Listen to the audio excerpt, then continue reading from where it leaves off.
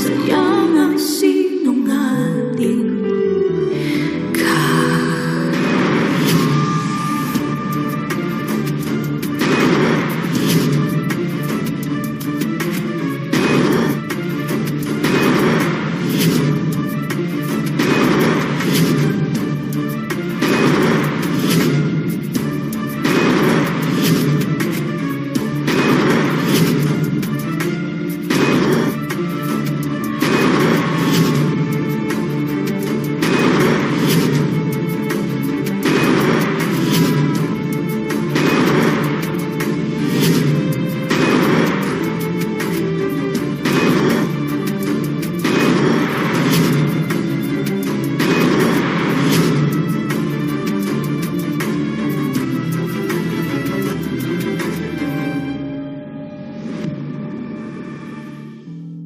May mga taong bitter sa tulad natin dahil hindi nila kayang magkaanak.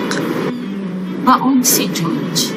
1 million jacket prize for the lucky guesser. Pwede bang gagawin mo ang lahat para sa party na to? It's a boy! It's a boy! Congratulations! We should choose the lucky guesser. All right. It's George!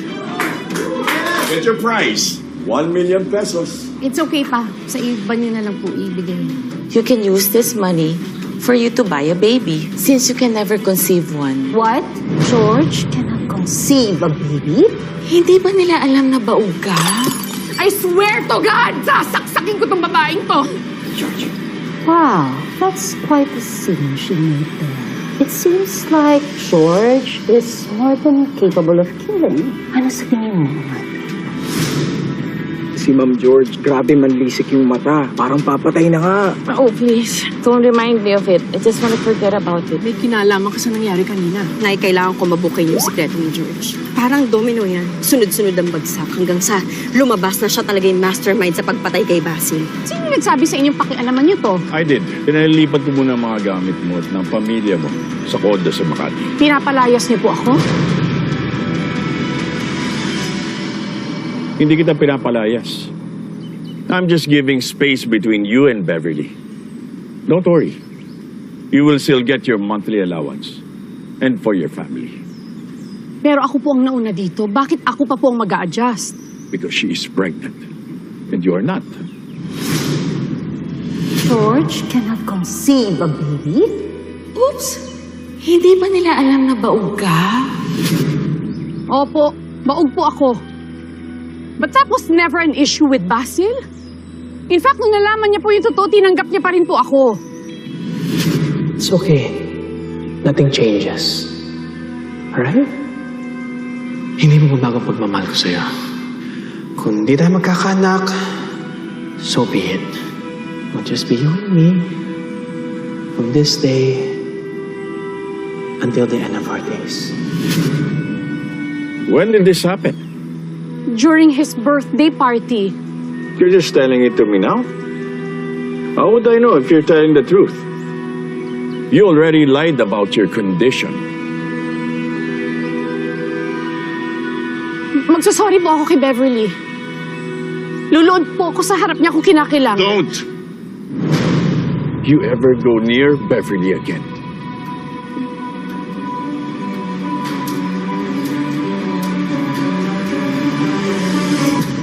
I can't believe this.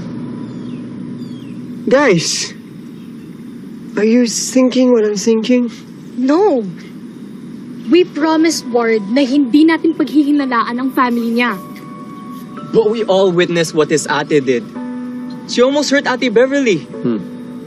And pati yung magiging pamangkin mo. I know, pero... Sophia! Don't tell me kakampihan mo pa rin yung Ward na yan. Binuo natin ang Crime Busters not only to solve mysteries. Mas importante ang friendship at loyalty natin sa isa't isa, no? Oh my God. So now is not the time para ilaglag natin si Ward. Open your eyes, Sophia! Oh my gosh. Sophia, pwede ba? Huwag mo ang kinakampihan yung pamilyang yon. Baka mamaya madamay ka pa. Please don't do this to me. I'm begging you. I'm giving you 1 day to pack your belongings.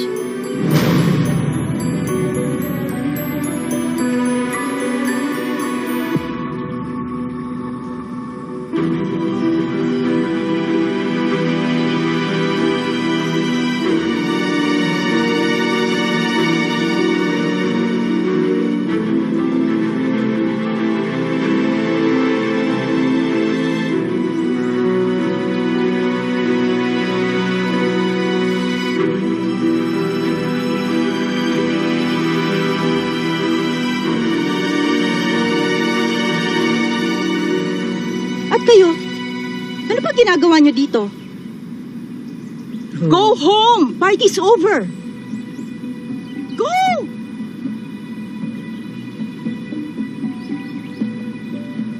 Mommy, pati po ba kayo? Naniniwala kayong capable of murder si Ate George?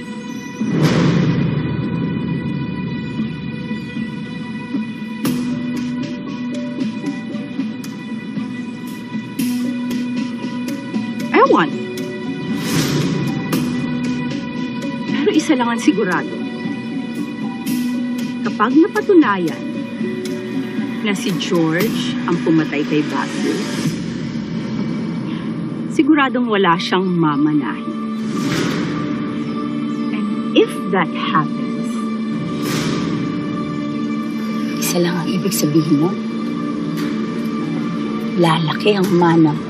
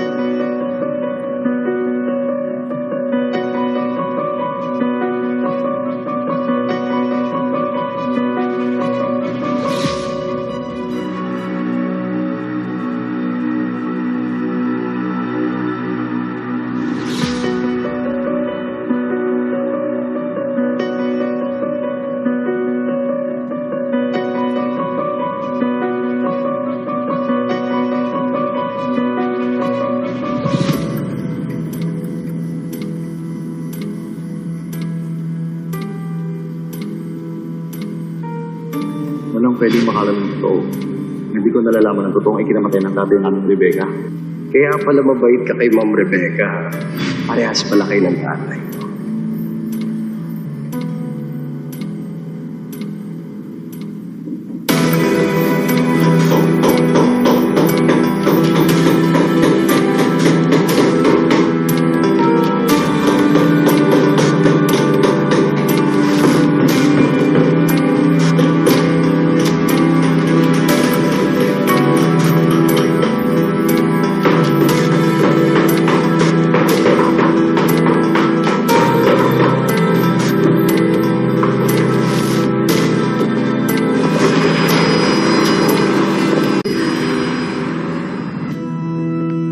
Finally, natauhan na rin si Kuya Galvan.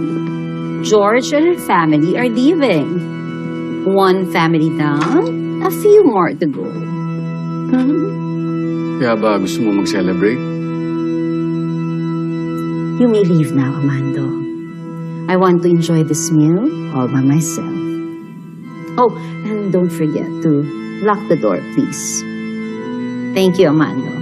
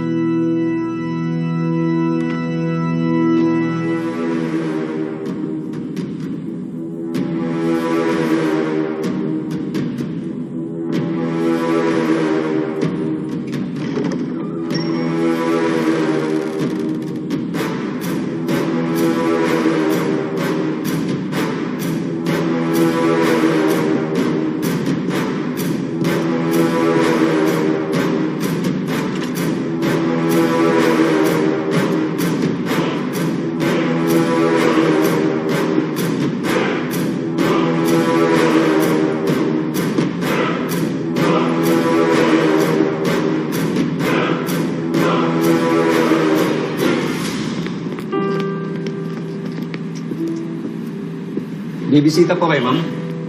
Opo, kay Francis Castillo po. Opo, palagi na lang po. Salamat po.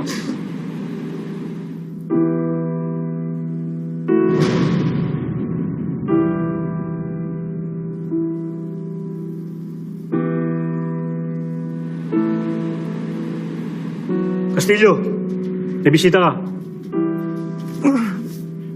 Sino yun, sir?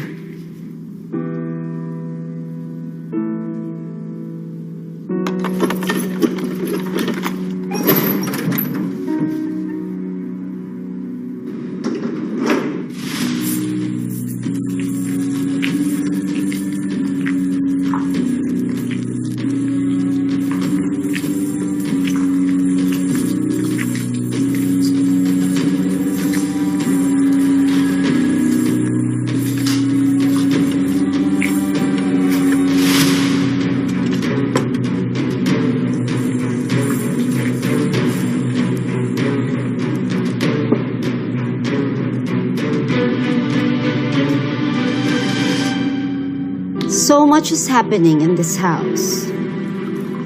Even I couldn't keep up.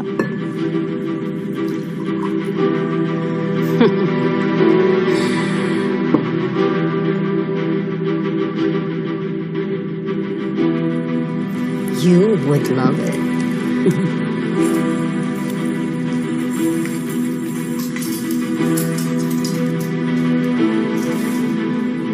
Hindi ka ba iinom? It's your favorite. Pinot Noir.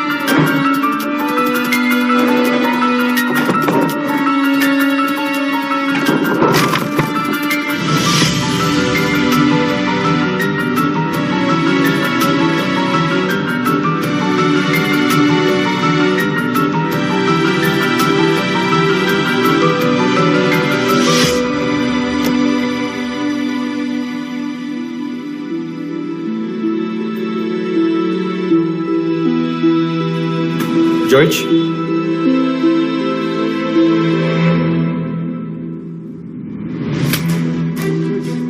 Yung my whole life has been falling apart. Ako dyan solo sa mga kamalasan sa buhay ko. Iwan niyo nga ako. George, inosente ako. Hindi ako pumatay kay Basil. George! Hindi mo lang pinatay yung asawa ko. Pati mga pino mo. Protection sa tuhog ko. Hindi mo lang pinatay ang asawa ko. You killed my hopes, my dreams, and my protection. George, wala ka sa akin. George!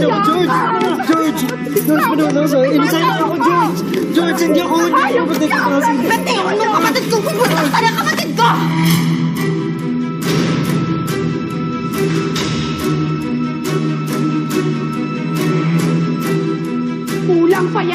innocent. Inosente si Francis. Walang inosenteng Castillo. Yung kapatid mo, yung nanay mo, pati ikaw, lahat kayo salot sa buhay ko!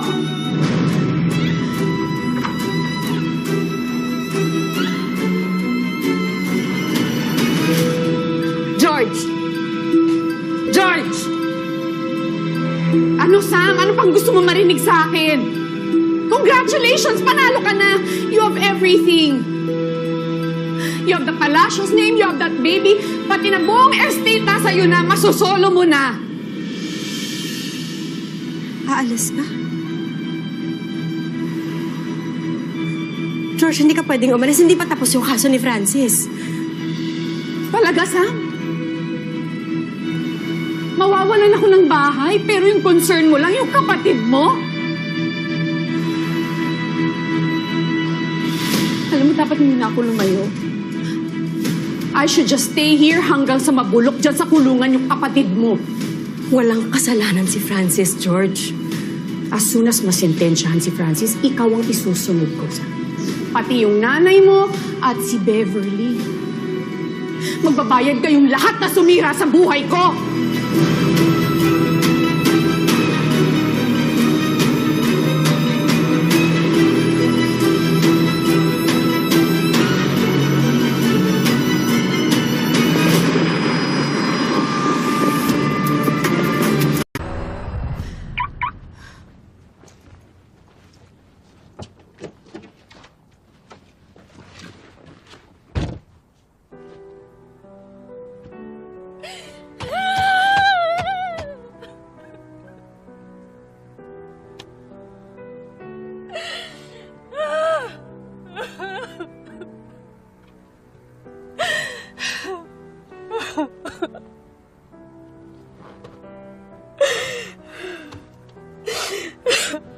George cannot conceive a baby?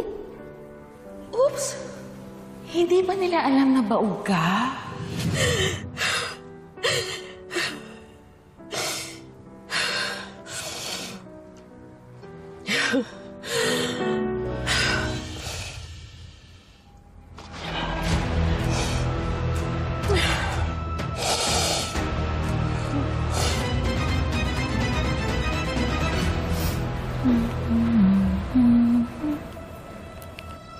Saan ka na? Are you on the way?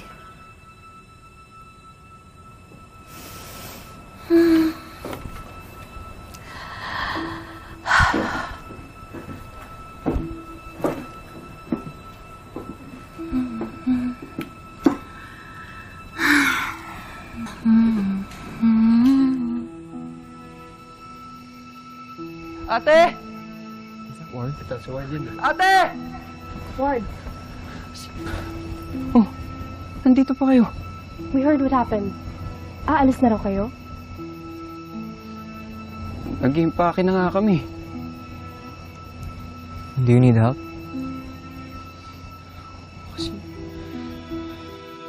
Si ate kanina pa nawawala eh. Di sumasagot sa mga text ko. Wala ba siya sa loob? Ward, siguro nandito lang yun. Yeah. We'll help you find her. Tara. Tara. Tara na. Sophia, let's go.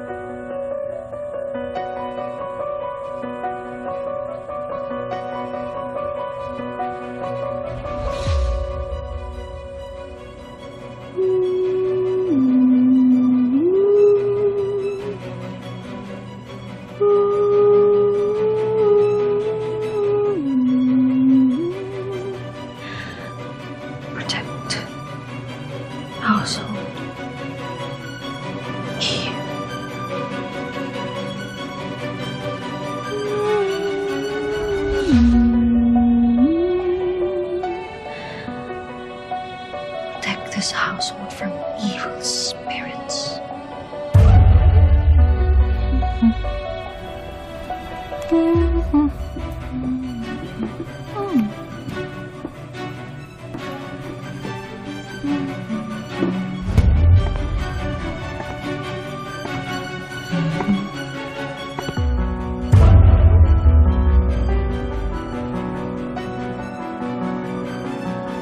Protect this household from evil spirits.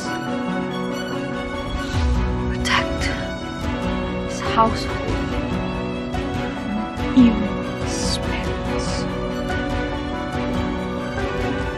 Protect this household from evil spirits.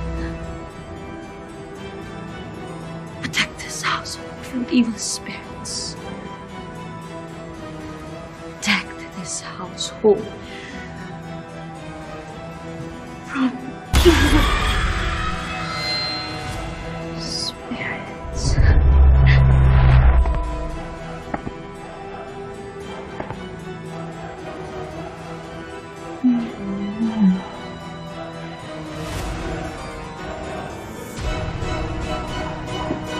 Sino ka? Huwag mo ako sasaktan.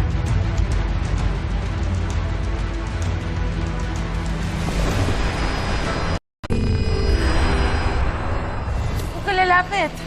Tulong! Tulong! Tulong! Tulong! Tulong! Tulong! Ate George! Ate George! Ate George, asan ka na?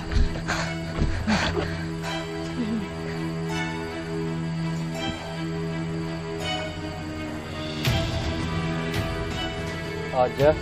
Yeah. What if doon na kayo ni Ward sa garden? Sige, Louie. Tara, Ward. Tingnan ni Tara, Sophia dito. Buksan mo.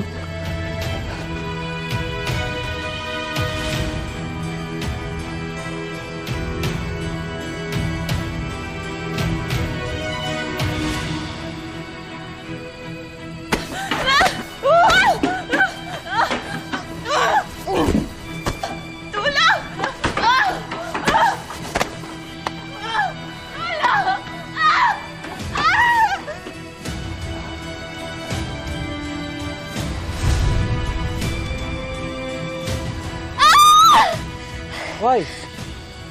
Why are you shouting? What's wrong? Si Ate Bev. She needs our help. What?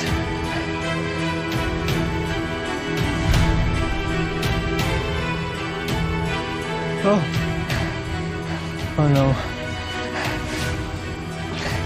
Why, we gotta go. Nana.